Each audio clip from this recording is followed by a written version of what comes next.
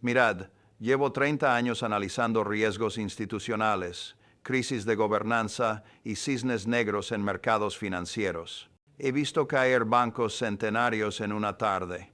He presenciado gobiernos colapsar por tecnicismos legales. Y os aseguro algo. Lo que está ocurriendo ahora mismo en Washington no es ruido político habitual. Es el preludio de algo mucho más grande. Algo que ningún inversor serio puede permitirse ignorar. 14 de noviembre de 2025. Fechadlo bien, porque este día podría marcar el punto de inflexión donde la excepcionalidad americana, ese concepto que ha sostenido mercados globales durante 8 décadas, empieza a agrietarse de forma irreversible. Y cuando el suelo se mueve bajo el imperio que sostiene el dólar, todos caemos, todos. Hoy vamos a hablar de impeachment, no del tipo simbólico, no de la pataleta política que hemos visto antes. Vamos a hablar de artículos formales presentados, de un gabinete bajo asedio y de Warren Buffett, el hombre que nunca habla, el hombre cuyo silencio vale más que 1000 análisis de Goldman Sachs, rompiendo su legendaria discreción para lanzar advertencias que nadie en Wall Street se atreve a ignorar. Así que abrochad el cinturón. Esto va a ser largo, va a ser técnico y va a incomodar, porque cuando un edificio de 100 pisos empieza a crujir, no basta con decir hay grietas. Hay que explicar exactamente dónde están las vigas maestras, cuánto peso soportan y qué ocurre cuando fallan. Vamos allá. Empecemos por los hechos duros, los que no admiten interpretación.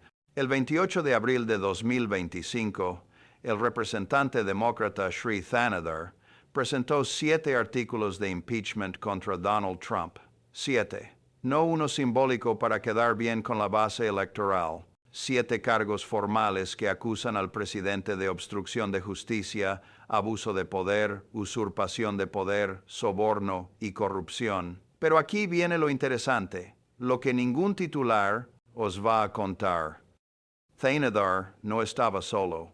El 15 de mayo, Al Green, veterano en esto del impeachment, el hombre que intentó destituir a Trump más veces que cualquier otro congresista, presentó su propia resolución. Luego, el 21 de junio, Green volvió con otra ronda, esta vez centrada en un ataque aéreo no autorizado contra Irán. 3 sitios nucleares: Fordo, Natanz, Isfahan.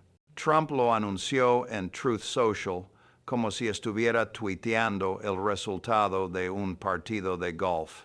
Ahora bien, diréis, pero si los demócratas llevan años presentando artículos contra Trump, esto no es nuevo. Y tenéis razón, parcialmente, porque esta vez hay algo diferente. Esta vez no estamos hablando de retórica incendiaria o de políticas que no os gustan. Estamos hablando de alegaciones de violaciones constitucionales directas que, de ser ciertas, convertirían a Estados Unidos en algo que no es una democracia funcional. Obstrucción de justicia, abuso de poder, usurpación del poder legislativo. Estas no son categorías de me cae mal, son las mismas categorías que llevaron a Nixon al borde del abismo, las mismas que definieron Watergate. Y si algo he aprendido en 3 décadas mirando balances y crisis, es esto. Cuando el mismo patrón aparece 2 veces, la tercera vez no falla. La historia no se repite, pero rima con una precisión que da miedo. ¿Y qué dicen estos artículos específicamente? Vayamos al grano. Según Green, Trump ordenó ataques militares contra Irán sin autorización del Congreso, sin consulta.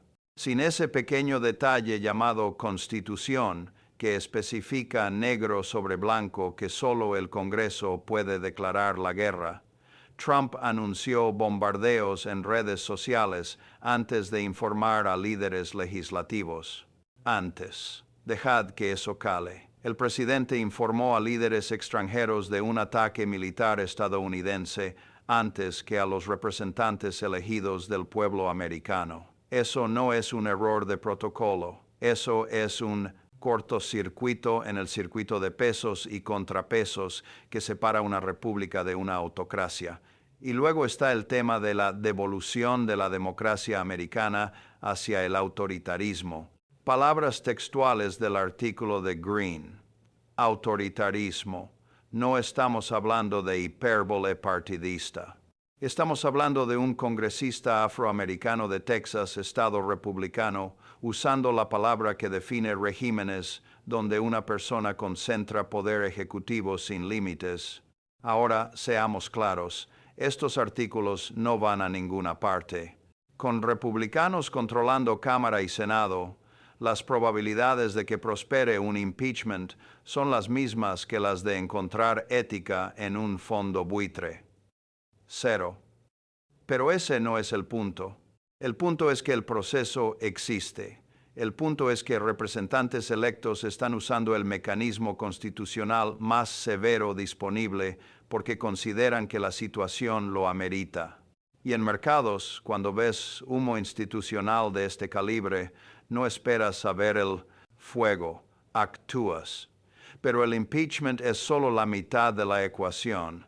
La otra mitad está en el gabinete. Y aquí, amigos, es donde la cosa se pone verdaderamente turbia.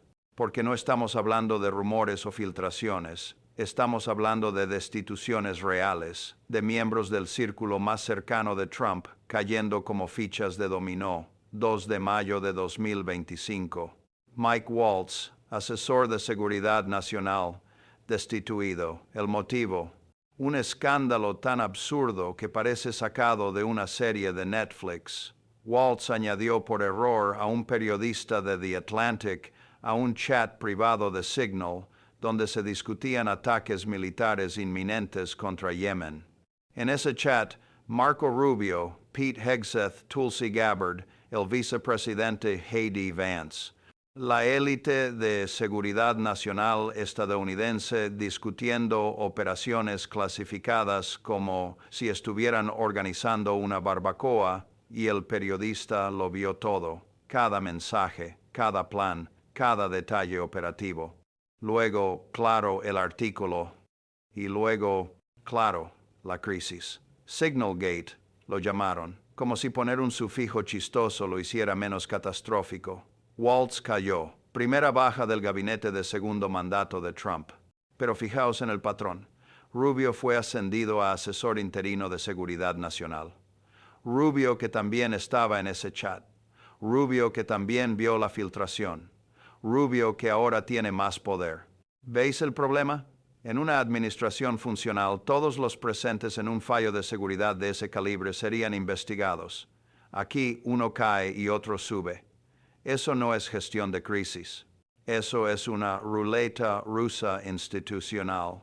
Y luego tenemos a Pete Hegseth, secretario de Defensa, el hombre que dirige el Pentágono, el presupuesto militar más grande del planeta, 1.300.000 soldados en activo.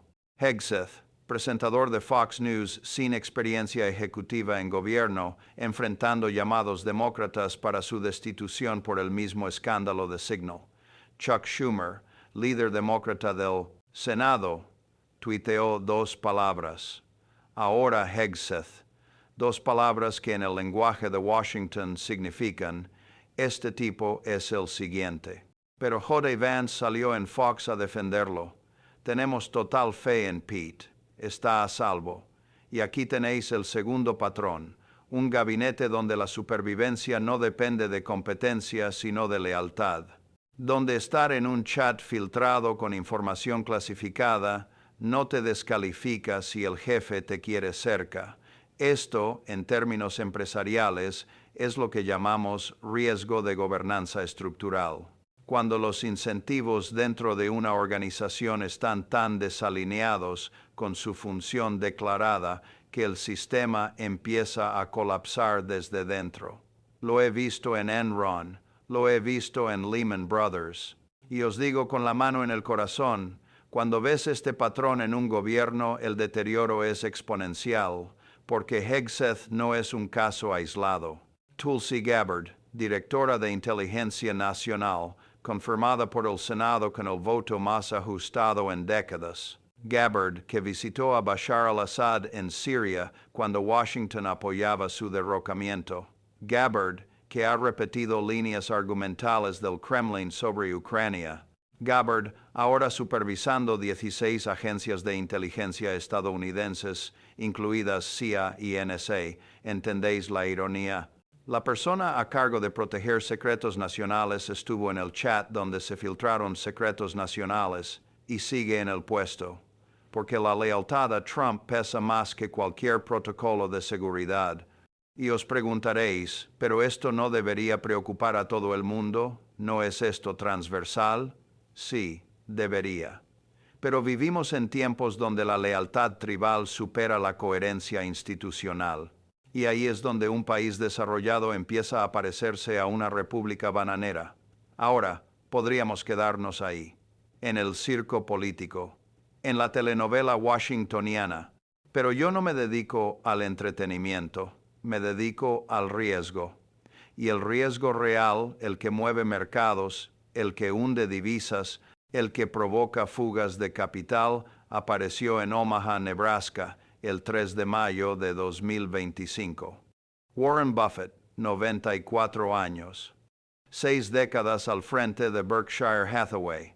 El hombre que convirtió una textil mediocre en un conglomerado valorado en más de $1 billón. El oráculo de Omaha, el inversor más respetado, imitado y citado del planeta. Un hombre cuya opinión sobre tipos de interés mueve más capital que las declaraciones de la Reserva Federal. Buffett no habla de política, nunca. Es su regla de oro. No creo valor para accionistas opinando sobre presidentes, dijo una vez. Y durante décadas cumplió. Esquivaba preguntas, cambiaba de tema, mantenía esa neutralidad suiza que le ha permitido navegar administraciones demócratas y republicanas sin enemigos. Hasta ahora, 3 de mayo. Junta anual de accionistas de Berkshire Hathaway, 40,000 personas en el Chai Health Center de Omaha, inversores de 100 países esperando las perlas de sabiduría del maestro. Y Buffett, sin mencionar a Trump por nombre porque Buffett es demasiado listo para eso, dijo lo siguiente: el comercio no debe ser un arma. Silencio en la sala.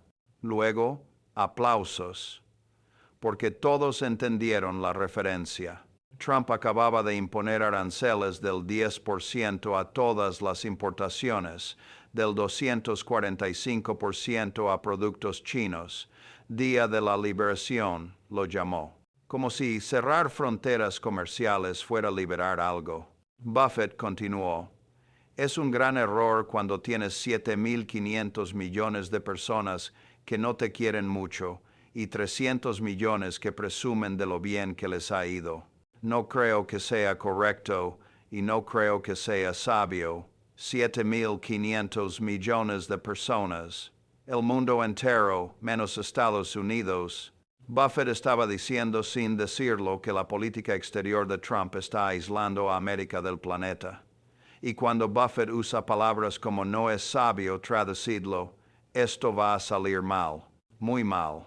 Luego vino la bomba. Buffett anunció su retiro como CEO de Berkshire Hathaway, final de año. Greg Abel tomará el mando. El hombre que nunca hablaba de retiro, que dijo 1000 veces, trabajaré hasta que me muera, está dejando el barco. Y lo hace mientras lanza advertencias sobre la dirección del país que le dio todo. Ahora podéis pensar, Buffett tiene 94 años. Es lógico que se retire, sí. Pero es curioso el timing, ¿verdad? Es curioso que elija este momento, después de criticar abiertamente las políticas económicas de Trump, después de ver cómo Berkshire acumula 347,000 millones de dólares en efectivo porque no encuentra dónde invertir con confianza. 347,000 millones. En una economía boyante, según Trump, el inversor más astuto del mundo está sentado en liquidez, como si esperase un terremoto. Y hay precedentes. Buffett vendió acciones masivamente antes de la crisis de 2008. No porque supiera exactamente qué iba a pasar, sino porque olía el riesgo. porque cuando los fundamentals no cuadran, cuando el optimismo no se sostiene en datos, un inversor sabio se retira. Y Buffett se está retirando del mercado, de la dirección ejecutiva, del ruido. Eso, amigos, es un indicador. Los indicadores no mienten, las personas sí, los políticos desde luego. Pero un tipo que lleva 60 años ganándole al mercado, que ha sobrevivido a 12 presidentes, que sabe leer las señales antes que nadie, ese tipo no se equivoca mucho. Ahora bien, ¿por qué debería importaros todo esto? Porque aquí viene la conexión que nadie está haciendo. Impeachment más crisis de gabinete más fuga de confianza empresarial igual parálisis institucional. Y la parálisis institucional en la primera economía del mundo no es un problema regional, es sistémico. Pensadlo como una empresa. Si General Electric tuviera a su CEO enfrentando múltiples procedimientos de destitución, si 3 de sus vicepresidentes hubieran sido despedidos por filtraciones de seguridad, si Warren Buffett dijera públicamente, no me gusta hacia dónde va G, ¿qué pasaría con las acciones? Se desplomarían, los bonos entrarían en territorio basura. Los proveedores exigirían pagos anticipados. Los clientes buscarían alternativas. Ahora reemplazad General Electric por Estados Unidos. Reemplazad acciones por dólar. Reemplazad bonos por deuda soberana. ¿Veis el problema? Un país no es una empresa, pero los mercados lo tratan como tal. Y cuando los mercados pierden confianza en la gobernanza de un emisor de reserva global, las consecuencias son catastróficas. Ya estamos viendo señales. El rendimiento del bono del Tesoro a 10 años subió 40 puntos básicos en el segundo trimestre. 40. Eso no es ruido estadístico. Eso es el mercado exigiendo mayor prima de riesgo por prestar dinero a Washington. ¿Y sabéis cuándo fue la última vez que vimos movimientos así? Justo antes de que Standard & Poor's rebajara la calificación crediticia de Estados Unidos en 2011, y aquello desató pánico global. Luego tenemos la fuga de capitales. Berkshire no es la única acumulando efectivo. Toda la clase inversora institucional está en modo defensivo. Private equity recortando exposición a activos estadounidenses. Fondos soberanos diversificando hacia Europa y Asia. El yuan chino ganando terreno como divisa de reserva alternativa. ¿Y sabéis qué es lo más aterrador? Que esto está pasando mientras Trump dice que todo va bien, mientras su administración publica cifras de crecimiento optimistas, mientras Fox News celebra cada pequeño indicador positivo como si fuéramos la tierra prometida. Esa desconexión entre narrativa oficial y realidad de mercado es el canario en la mina. Es lo que pasó en Venezuela antes del colapso del Bolívar. Es lo que pasó en Argentina antes de la crisis de 2001. Cuando el gobierno dice, todo está bien, y los inversores sofisticados huyen, creer a los inversores. Siempre. Ahora hablemos de escenarios, porque una cosa es describir el problema, otra es modelar los futuros posibles. Y yo, como buen analista de riesgo, siempre trabajo con 3 escenarios: optimista, base y catastrófico. Escenario optimista. Los artículos de impeachment no prosperan. El gabinete se estabiliza. Trump modera su retórica y sus políticas. Los mercados respiran. Buffett estaba siendo cauteloso pero exagerado. Para 2026 el ruido político se disipa y América sigue siendo América. Probabilidad 15%. ¿Por qué tan baja? Porque requiere que Trump cambie. Y Trump no cambia. Lo hemos visto. 2 impeachments previos no lo cambiaron. 4 imputaciones penales no lo cambiaron. Perder el voto popular 2 veces no lo cambió. Esperar que un hombre de 78 años altere patrones de comportamiento de 50 años es apostar contra toda evidencia empírica. Escenario base, más de lo mismo. artículos de impeachment simbólicos cada trimestre, gabinete rotando cada 6 meses, mercados en volatilidad permanente, crecimiento anémico, dólar perdiendo terreno gradual frente a canasta de divisas, Estados Unidos entrando en decadencia relativa mientras China y Europa capitalizan la inestabilidad americana. Probabilidad 60%. Este es el escenario japonización. No colapso inmediato, sino erosión lenta. 2 décadas perdidas. Crecimiento por debajo del 2% anual. Deuda creciendo más rápido que PIB. Polarización política impidiendo reformas. El tipo de declive que no genera titulares dramáticos, pero que, visto en retrospectiva, marca el fin de una era. Escenario catastrófico. Impeachment prospera o Trump se niega a cumplir una orden judicial crítica. Crisis constitucional plena. Instituciones federales enfrentadas. Mercados en caída libre. Fuga masiva de capital. Dólar perdiendo 20% de valor en 3 meses. Reserva Federal interviniendo con medidas de emergencia. Posible suspensión temporal de mercados. Probabilidad 25%. Y sí, 25% es alto. Jodidamente alto para un escenario catastrófico en la primera economía del mundo. Pero fijaos en los precedentes. 6 de enero de 2021. Asalto al Capitolio. Eso pasó, no es teoría conspirativa. Pasó, y Trump nunca aceptó responsabilidad. Nunca. Un líder que no acepta el resultado de elecciones libres, que incita violencia para revertirlas, que ve el poder como un derecho divino. Ese líder, si enfrenta destitución, no se irá tranquilo. Y aquí viene el factor que nadie quiere nombrar, el ejército. ¿Qué hace el Pentágono si hay crisis constitucional? ¿A quién responden? Históricamente, a la cadena de mando civil. Pero si esa cadena se rompe, si hay 2 reclamos de autoridad legítima, el ejército tiene que elegir. Y cuando el ejército elige, estás en territorio de golpe de Estado o guerra civil. ¿Suena dramático? Sí. ¿Es imposible? Ya no. Porque lo imposible en democracias consolidadas era que un presidente negara resultados electorales. Y Trump lo hizo. Lo imposible era que ciudadanos asaltaran el Congreso, y pasó. Lo imposible era que un candidato condenado penalmente ganara elecciones, y ganó. Cuando tantas líneas rojas se han cruzado, el espacio de lo posible se expande hacia lugares muy oscuros.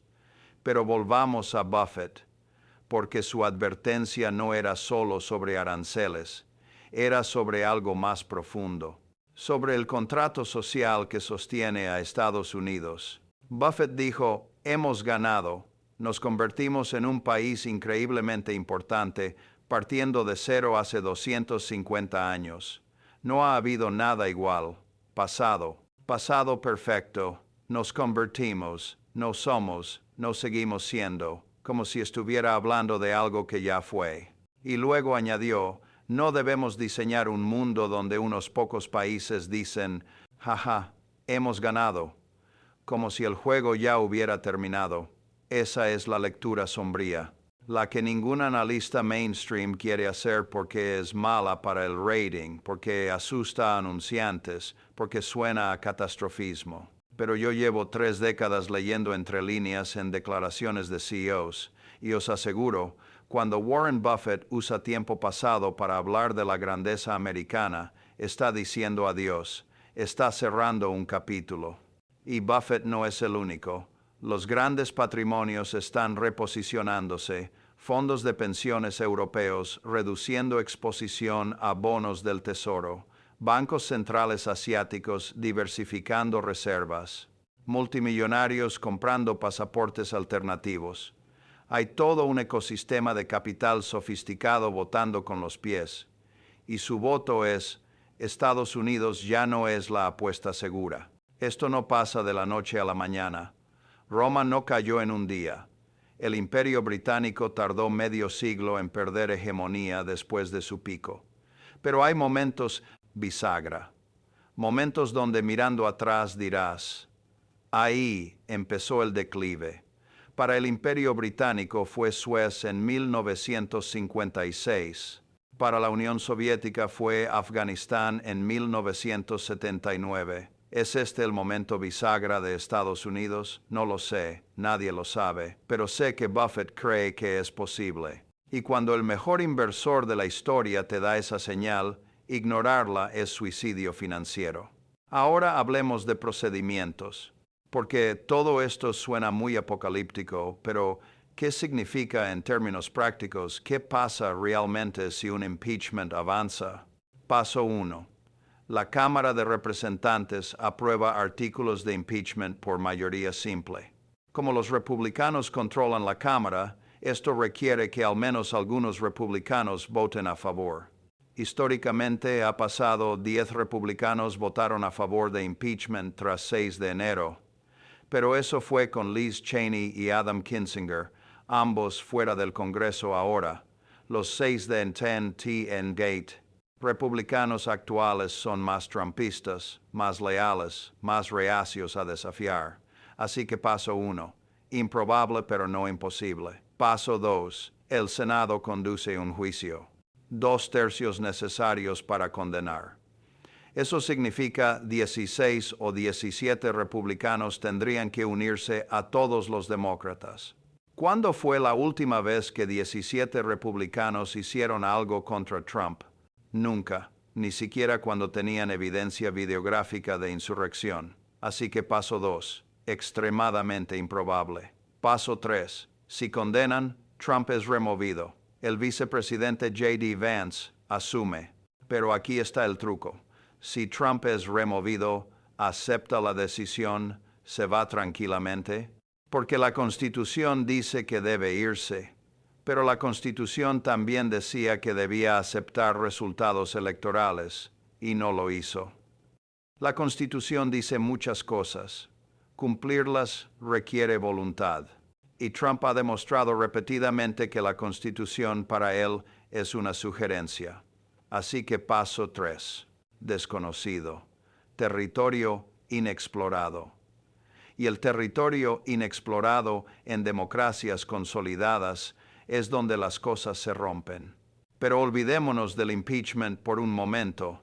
Hay otra grieta en el edificio, los mercados de deuda, porque Estados Unidos funciona endeudándose. 35 billones de dólares en deuda federal, billones con B. Y cada año el Tesoro tiene que emitir más bonos para refinanciar lo viejo y financiar lo nuevo. Es un esquema Ponzi legal, pero solo funciona si los compradores confían en que cobrarán. ¿Qué pasa si la confianza se erosiona? Primero, los rendimientos suben. Ya está pasando. Segundo, el costo del servicio de la deuda explota. Ya está pasando. Estados Unidos gasta más en intereses que en defensa. Tercero, el dólar se debilita. Ya está pasando. El índice del dólar ha perdido 5% en 6 meses. Y aquí viene el círculo vicioso. Dólar débil significa inflación importada. Inflación significa tasas de interés más altas. Tasas más altas significan servicio de deuda más caro.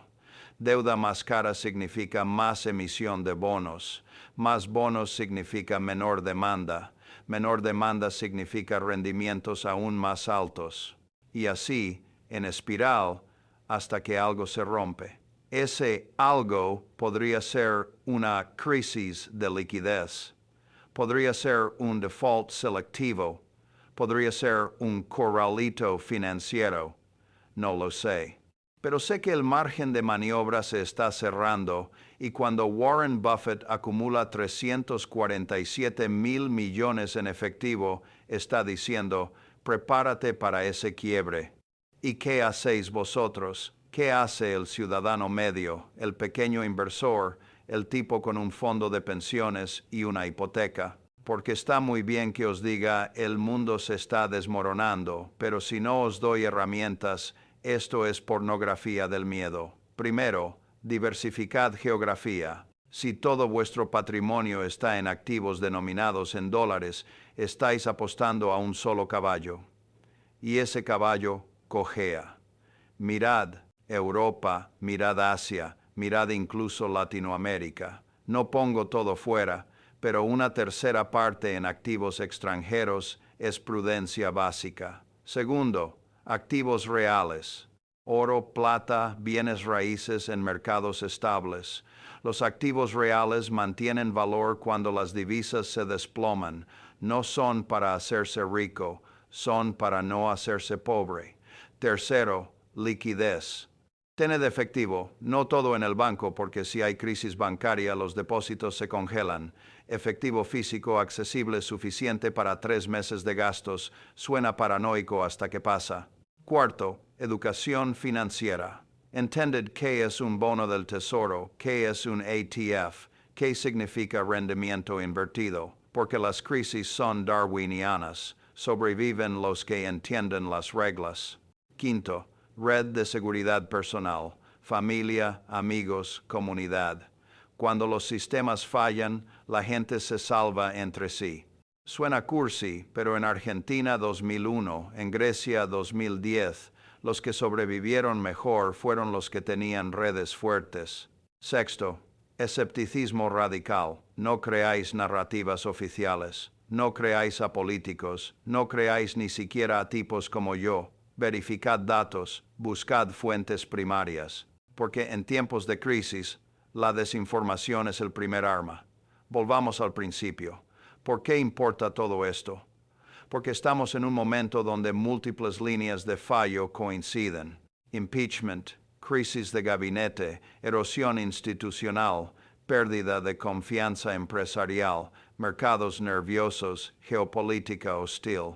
Cada una por separado sería manejable.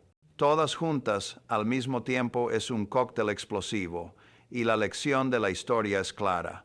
Los imperios no caen por un golpe, caen por 1000 cortes. Caen cuando la ciudadanía deja de creer en las instituciones. Caen cuando los aliados buscan alternativas. Caen cuando el capital huye. Caen cuando líderes confunden poder con legitimidad. Trump no es la causa raíz, es el síntoma de una sociedad profundamente fracturada, donde 40% del país piensa que el otro 40% es enemigo existencial, donde la verdad factual dejó de importar, donde la lealtad tribal supera la coherencia lógica, y Buffett lo sabe, por eso se retira, no porque sea viejo, porque es listo, porque sabe que cuando el edificio empieza a crujir, no importa en qué piso estés, todos caen. Ahora, algunos datos finales que debéis tener claros. Datos que no son opinión, datos duros. 1. Desde enero de 2025 han sido presentados al menos 3 resoluciones formales de impeachment contra Trump. Ninguna ha prosperado, pero todas siguen activas en comités. 2. Mike Waltz fue destituido como asesor de seguridad nacional el 2 de mayo por el escándalo Signalgate. Primera baja del gabinete de segundo mandato. 3. Warren Buffett anunció su retiro el 3 de mayo de 2025, el mismo día que criticó abiertamente las políticas comerciales de Trump sin nombrarlo. 4. Berkshire Hathaway Tina, 347,000 millones en efectivo, cifra récord histórica. Buffett ha vendido más de lo que ha comprado durante 8 trimestres consecutivos. 5. El rendimiento del bono del Tesoro a 10 años subió de 3,8 a 4,2% en el segundo trimestre. El mercado está exigiendo mayor prima de riesgo. 6. El índice del dólar ha caído 5% desde enero. El yuan chino ganó terreno como divisa de reserva en acuerdos bilaterales. 7. Más de 20 funcionarios del Consejo de Seguridad Nacional han sido despedidos desde abril. La rotación de personal en la Casa Blanca supera cualquier administración previa. Estos son hechos, no interpretaciones, no teorías, hechos documentados, verificables irrefutables. Y cuando unís todos estos hechos, la imagen que emerge no es tranquilizadora. Pero hay algo más, algo que no sale en gráficos ni en balances. Hay un factor intangible que determina el futuro de naciones, la confianza. La confianza en que mañana será parecido a hoy, en que las reglas del juego no cambiarán de la noche a la mañana, en que los contratos se cumplirán, en que la justicia será ciega. Esa confianza en Estados Unidos está bajo mínimos históricos. Las encuestas muestran que solo 30% de americanos confía en el gobierno federal, solo 20% confía en el Congreso, solo 40% confía en la Suprema Corte. Cuando la confianza colapsa, todo lo demás es cosmética. Puedes tener el PIB más alto, el ejército más fuerte, las empresas más innovadoras, pero si la gente no confía en que el sistema funcionará mañana, el sistema no funciona hoy. Y esto no lo digo yo, lo dice Buffett, lo dice el mercado, lo dice cada inversor sofisticado que está reposicionando carteras hacia activos refugio. Entonces, ¿qué hacemos con todo esto? ¿Cuál es la conclusión práctica? Porque no he traído hasta aquí solo para deprimiros, traído para que entendáis el contexto, para que cuando leáis titulares sepáis leer entre líneas, para que cuando os digan todo va bien, recordéis que eso es lo que decían en 2007. Mi conclusión es esta. Estamos en una bifurcación histórica. Un camino lleva a corrección institucional, reformas estructurales, vuelta a normas. El otro lleva a erosión continua, crisis recurrentes, declive sistémico. No sé cuál tomaremos, nadie lo sabe, pero sé que el camino que elijamos se decidirá en los próximos 12 meses. Y sé que, pase lo que pase, los que estén preparados sufrirán menos. Los que entiendan los riesgos tomarán mejores decisiones. Los que no se dejen llevar por el pánico ni por el optimismo ciego navegarán mejor la tormenta, porque viene tormenta, de eso no hay duda. La única pregunta es ¿qué tan violenta será? Resumiendo todo esto en puntos ejecutivos, porque sé que algunos preferís lo directo. Situación actual. Donald Trump enfrenta múltiples artículos de impeachment presentados, pero sin prosperar. Su gabinete ha perdido al menos un miembro clave por escándalos de seguridad. Otros están bajo presión para dimitir. Warren Buffett ha criticado públicamente políticas de Trump y anunciado su retiro, mientras acumula niveles récord de efectivo. Riesgo principal: parálisis institucional combinada con pérdida de confianza empresarial e internacional. Esto genera volatilidad en mercados, debilidad del dólar y aumento del costo de financiamiento de deuda federal. Probabilidad de escalada, moderada a alta. Los precedentes históricos de Trump sugieren que no moderará comportamiento. La polarización política impide soluciones bipartidistas. Los mercados internacionales ya están reduciendo exposición a activos americanos. Indicadores a vigilar: rendimientos de bonos del Tesoro, índice del dólar, flujos de capital institucional, declaraciones de grandes inversores, rotación en gabinete, avances legislativos. Sobre impeachment. Banderas amarillas confirmadas. Buffett retirándose y acumulando efectivo. Mike Waltz destituido. Pete Hegseth bajo amenaza. Artículos de impeachment multiplicándose. Mercados de deuda nerviosos. Dólar debilitándose. Acciones recomendadas. Diversificación geográfica de activos. Incremento de liquidez. Reducción de exposición a bonos largos del Tesoro. Cobertura en oro o activos reales. Educación financiera continua. Construcción de redes de apoyo personal. Y ahora, el checklist. Porque si hay algo que un buen gestor de riesgos hace obsesivamente, es seguir procedimientos. Así que aquí va vuestra lista de verificación para los próximos 6 meses. Tenéis al menos 20% de vuestro patrimonio en activos fuera de Estados Unidos, si no, empezad a mover. Fondos europeos, bonos suizos, acciones asiáticas. No apostéis todo a una geografía. Tenéis efectivo líquido equivalente a 3 meses de gastos fuera del sistema bancario. Si no, guardad billetes. Suena primitivo, funciona. ¿Entendéis qué es un rendimiento invertido y por qué es señal de recesión? Si no, estudiad. No podéis navegar tormentas sin brújula. ¿Habéis revisado vuestro fondo de pensiones para ver exposición a deuda estadounidense? Si no, llamad mañana. La mayoría tiene más del 70% en bonos del Tesoro. Eso es un problema si los rendimientos explotan. ¿Tenéis un plan B de empleo si vuestra industria colapsa? Si no, empezad a construir habilidades transferibles. Las crisis son darwinianas, sobreviven los adaptables. Seguís activamente a inversores institucionales y sus movimientos. Si no, suscribíos a reportes de flujos de capital. Cuando los grandes fondos se mueven, hay razón. ¿Habéis hablado con familias sobre contingencias financieras? Si no, hacedlo. Los tabúes sobre dinero matan en crisis. ¿Tenéis deudas a tasa variable? Si sí, refinanciada fija. Las tasas van a subir. Protegeos. ¿Habéis verificado que vuestros datos en este análisis son correctos consultando fuentes primarias? Si no, hacedlo. No creáis ni siquiera en mí. Verificad. Termino como empecé, 14 de noviembre de 2025.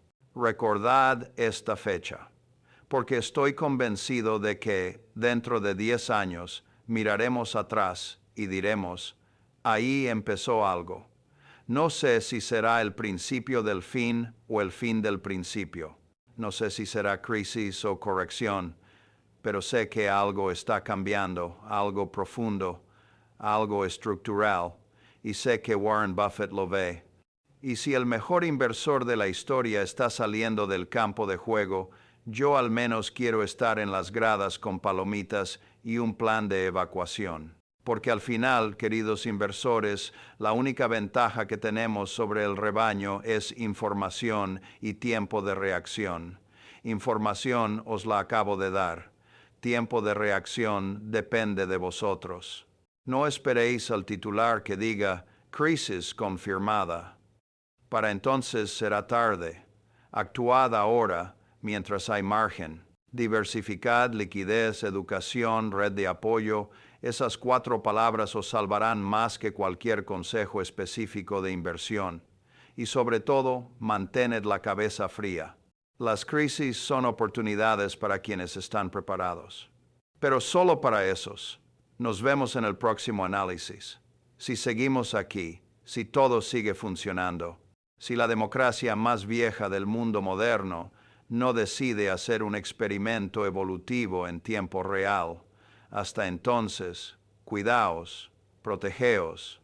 Y recordad, cuando el edificio cruje, no importa si estás en el ático o en el sótano, todos caen igual. La única diferencia es quién tiene paracaídas. Yo el mío lo tengo listo. ¿Y vosotros?